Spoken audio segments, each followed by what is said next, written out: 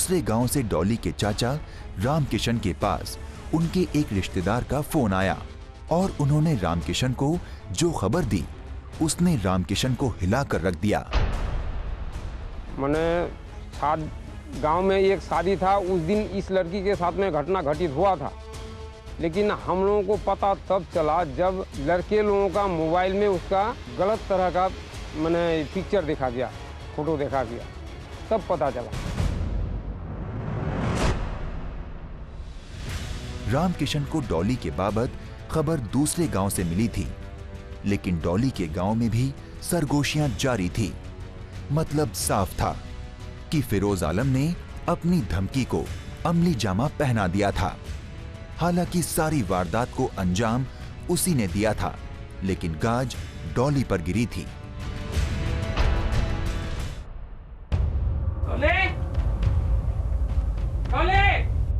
रमाशंकर से जो हैरत अंगेज खबर उसको मिली थी, जो खबर किसी भी बेटी के पिता के लिए शर्मिंदगी की वजह हो सकती है, उस खबर से श्याम प्रसाद को वाकिफ करवाया तो श्याम प्रसाद के पैरों तले जमीन खिसक गई।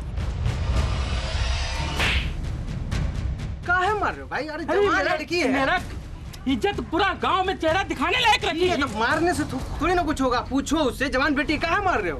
काहे के लिए मार रहे हैं? क्यों मार रहे हैं? काहे के लिए मार रहे हैं? हाँ? देखो क्या की है। रमाशंकर के पास एमएमएस की वो क्लिप भी थी। सबूत सामने था। कहने सुनने को अब कुछ बचा नहीं था। फिरोज आलम और उसके दोस्त पंकज के दुराचार का खामियाजा अब डॉली को भुगतना था।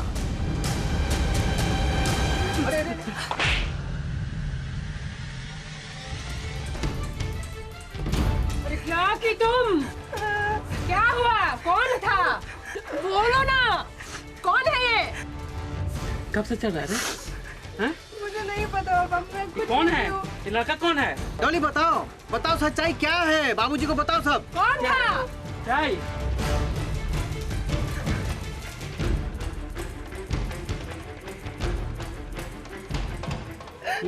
मैं तो बस स्कूल से आ रही थी।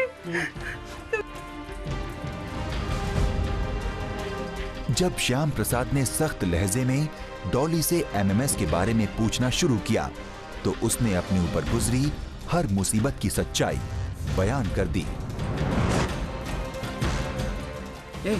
वो आ रही है।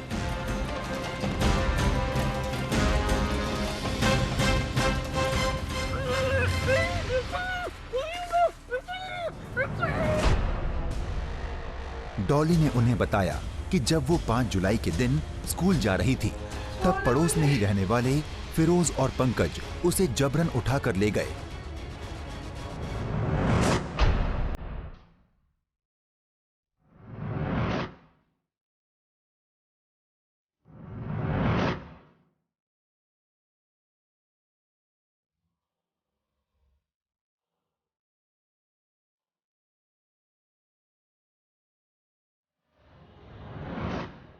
उसे जबरन नशे की दवा देकर बेहोश किया।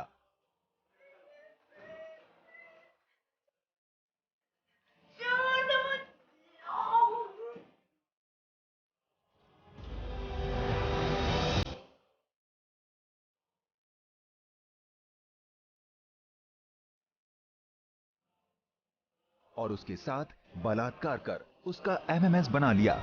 उसे फिरोज ने धमकी भी दी कि जब भी वो उसे बुलाए उसे आना होगा, नहीं तो वो एमएमएस को सोशल नेटवर्किंग साइट पर डाल देगा। इस डर से वो फिरोज की जबरदस्ती का शिकार होती रही।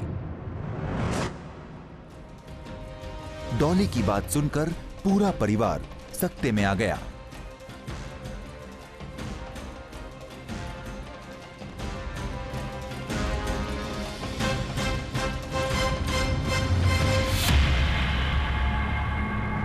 बीच उसका वीडियो बनाया गया। वीडियो के माध्यम से उसको दिखाया गया कि अगर तुम दोबारा नहीं आती हो या किसी को तुम बोलती हो तो इसको हम सार्वजनिक कर देंगे। लड़की उसके बाद कई बार उसके साथ मजबूरन बस जाना पड़ा।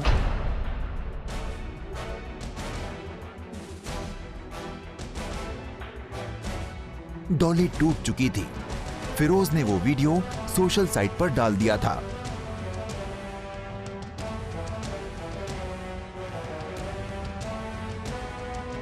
डॉली का एमएमएस पूरे गांव में नुमाया हो चुका था।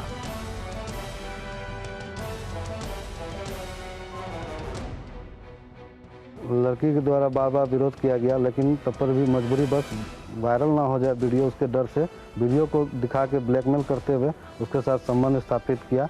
और बाद में जब वो हद हो गई, उसको जब ये लगने लगा तो वो उन्होंने मना कर दिया। मना करने के बाद व्यक्ति ने उसका वीडियो को वायरल कर दिया। उसके बाद धीरे धीरे ये सब 1 से 2, 2 से 10 के बीच के बाद पूरे गाँव में फैलने लगा। का बात मानने से जब ये इनकार कर गई, उसी दरमियान में हमने ब्लूटूथ के जरिए हो या इंटरनेट के जरिए हो और सब मोबाइल में इसको सार्वजनिक कर दिया। हम लोग का जो रिश्ते नातेदार हैं, जिसके पास कैमरा वाला मोबाइल है, उन लोग के पास भी पहुंच गया। जगह जगह से हम लोग के पास फोन आने लगा, भाई आप लोगों का गांव में हो क्या रहा है सब। लड़की के पिता ने लड़की के साथ कुर्लीकोट थाना में जाके इस संबंध में सारी जानकारी दी। वीडियो को थाना अध्यक्ष को दिखाया, एक शिकायत दर्ज की। कुर्लीकोट थाना में FIR दर्ज होने के बाद दो दिन के बाद किशनगंज न्यायालय में लड़की का 164 के तहत बयान दर्ज किया गया। इस मामले में डॉली के साथ लोगों की हमदर्दी होनी चाहिए थी, लेकिन राम शंकर और श्याम प्रसाद के साथ साथ गांव वालों का गुस्सा भी डॉली पर ही निकल रहा था। मेरी बेटी का तो जिंदगी बर्बाद हो जाएगा। सारा मामला साफ हो चुका था। पुलिस ने आरोपियों की तलाश में दबिश देना शुरू कर दिया। FIR ये बगल में ही हम लोगों का कुर्लीकोट थाना है। कुर्लीकोट थाना में ही हम लोगों ने FIR दर्ज किया। थाना प्रभारी हम लोगों को आश्वासन दिया दे, इस पर बहुत जम के कार्रवाई करेंगे, इसमें कोई कोताही नहीं करेंगे। उसके 2 दिन बाद में फिर 164 में बयान हुआ लड़की का। FIR दर्ज होने के बाद पुलिस आरोप पर दबिश बनाता है। लेकिन तब तक पंकज नेपाल भाग चुका था, जबकि मुख्य आरोपी फिरोज आलम ने अदालत में आत्मसमर्पण कर दिया। पुलिस ने काफी दबाव बनाया। उस टाइम में उसका कार्य प्रशंसनीय था, जो कि मैंने हफ्ता 10 दिन के अंदर में ही आत्मसमर्पण किया। उसके बाद से फिर अभी तक कोई कार्रवाई नहीं हुआ। दूसरा जो एक हमको मदद करने वाला नाम का लड़का है, वो अभी तक फरार बताया जा रहा है, उसका गिरफ्तारी नहीं हो रहा है। आत्मसमर्पण के बाद पूरे घटना की जानकारी वरीय पुलिस पदाधिकारी को जाती है, किशनगंज SP के पास जाती है। उसके बाद DIG पूर्णिया इस संदर्भ में बयान दिए हैं। क्योंकि कुमार यहाँ का स्थायी निवासी नहीं है, वो फतेहपुर नेपाल जो बॉर्डर के नज़दीक है और उस समय से गायब पाए जाते हैं। पुलिस दबिश बना रही है। पुलिस कब तक उसको गिरफ्तार करती है ये तो आने वाला वक्त बताएगा। फिलहाल वो अभी तक फरार है।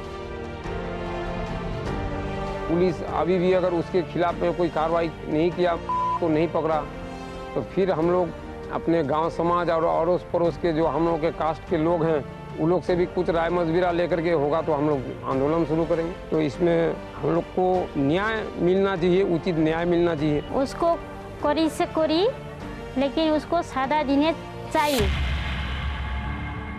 इस घटना के बाद लड़की काफ़ी सदमे में थी। लोक लाग के कारण, समाज के द्वारा फब्तियाँ कसे जाने के कारण लड़की के पिता ने पीड़ित लड़की को अपने मामा के घर जो नेपाल में है, उनको वहाँ पर रख दिया गया है और जिस कारण उसकी पढ़ाई भी छूट गई है, शिक्षा से वंचित हो गई है। अगर पढ़ लिख करके वो आत्मनिर्भर बन जाती तो हो सकता है माँ बाप का सारा बोझ उठाती।